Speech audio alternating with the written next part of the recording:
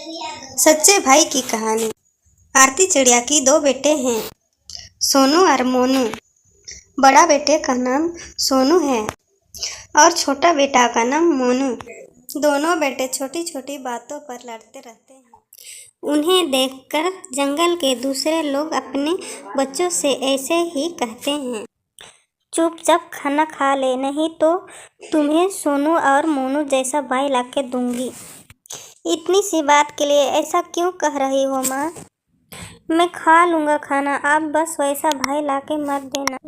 ऐसे भाई हो तो कौन से माँ बाप खुश रहते। इसलिए सोनू और मोनू के पिता भी हर वक्त परेशान रहता था। अपने बेटों को लेकर सिर्फ उनके पिता ही नहीं, गांव के दूसरे लोग भी परेशान रहते थे।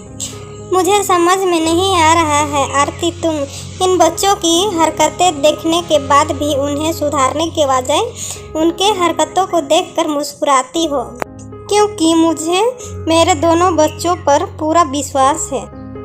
वो दोनों बड़े होकर एक दूसरे के सहारा बनेंगे। उन दोनों बड़े होकर एक सच्चे भाई बनेंगे। आरती चिड़िया ऐसे ही बोलती है, इसलिए उनके पिता वहां से चले जाते हैं। ऐसे ही समय गुजर जाता है और सोनू और मोनू की उम्र के साथ उनके झगड़े भी बढ़ जाते हैं। उम्र होने की वजह से आरती चिड़िया भी मर जाती। उस दिन भी दोनों भाई एक दूसरे से झगड़ने लगते हैं। तब उनके पिता, यहाँ पर तुम्हारे माँ का शौक मनाया जा रहा है तो तुम दोनों लड़ रहे हो। तुम दोनों मूर्ख इस वक्त भी झगड़ रहे हो। पता नहीं तुम दोनों में तुम्हारा माँ ऐसा क्या देखा था जो तुम्हारा हमेशा साथ देती थी। नहीं पिताजी, पहले इसी ने शुरू किया था। पिताजी, मैंने तो कुछ भी नहीं कहा है। नहीं पिताजी, पहले भैया ने ही शुरू किया था। वो हमेशा ऐसे ही करता है। उनके पिता उन दोनों भाइयों से हार मानकर उन दोनों को अलग कर देता है और जो भी उनके पास जगह जमीन था उन दोनों भाइयों में बांट देते और उन दोनों की शादी भी करा देते हैं। सोनू और मोनू अपने अपने घरों में रहकर खेती करते हुए चुपचाप अपने जिंदगी गुजारते हैं, लेकिन कभी किसी दिन भी एक दूसरे से बात करने की कोशिश नहीं करते हैं। अपने पिता को भी अपने अपने घर में एक एक महीना रखते हैं और उसे अच्छी तरह देखभाल भी करते हैं। बड़े भाई का कोई भी संतान नहीं था। वो जितना भी कमाता था वो चुपचाप अपने छोटे भाई के घर में रख देता था और छोटे भाई भी ऐसे ही करता, क्योंकि बड़े भाई का कोई संतान नहीं था।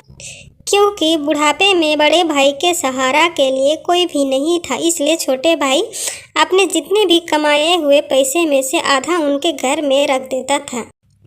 एक दिन उसके पिताजी को पता चला और छोटे बेटे की दो बेटियां थी, इसलिए उनके पिताजी उनके घर में खुशी खुशी रहते थे। जब पैसों की बात आती तो दोनों भाई चुपचाप रहते, पर दोनों भाई एक दूसरे के सहारा बनते थे। सुख में नहीं तो दुख पर तो सहारा देना पड़ता है, इसलिए दोनों भाई एक दूसरे के लिए हमेशा खड़े रहते थे। इसी तरह सभी परिवार हमेशा खुशी खुशी रहने लगे। उम्र होने के कारण उनके पिताजी भी गुजर गए। उन्हें समझाने वाले कोई नहीं थे, इसलिए दोनों भाई